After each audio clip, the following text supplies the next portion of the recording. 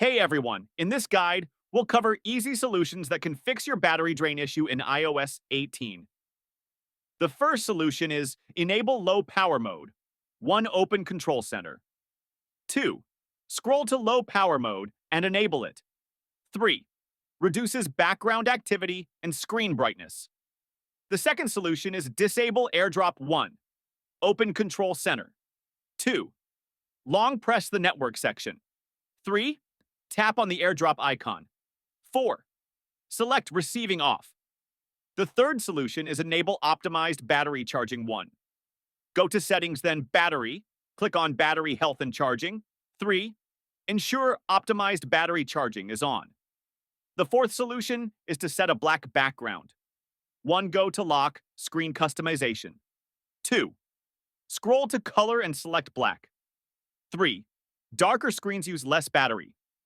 The fifth solution is Disable Background App. Refresh 1. Go to Settings.